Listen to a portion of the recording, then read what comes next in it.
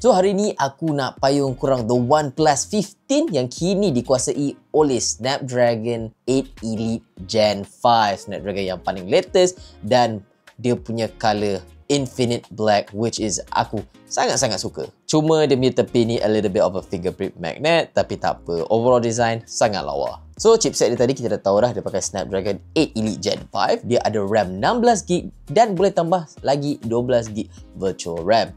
Dia punya storage ada dua variant iaitu 256GB dan 512GB. Skrin dia merupakan 6.78 inci 1.5K LTPO screen dan aku tak pasti sama ada dia AMOLED ataupun OLED, tapi dia salah satu. Dan benda yang paling best pasal skrin ni, dia boleh pergi sampai 165Hz, tapi tu untuk gaming sahaja. Kalau korang sahaja scrolling social media, tengok YouTube, Netflix, dia boleh pergi hanya sampai 120Hz. Dan jangan risau, korang boleh pakai phone ni satu hari sebab bateri dia besar gila.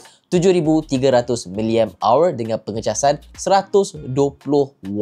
Dan kalau kau perasan kat tepi ni ada satu button nama dia plus key, di mana plus key ni korang boleh program dia untuk buka certain benda. Dan ketiga-tiga kamera ni pakai 50 megapiksel, so korang tak perlu risau baik pagi, pada waktu siang ataupun pada waktu malam dan bilik yang gelap. Pada waktu video ni keluarkan, kita orang tak tahu harga dia. So korang bila dah tahu harga, korang decide lah sini berbaloi ke tidak. So jangan lupa untuk komen dan follow kami. Ciao.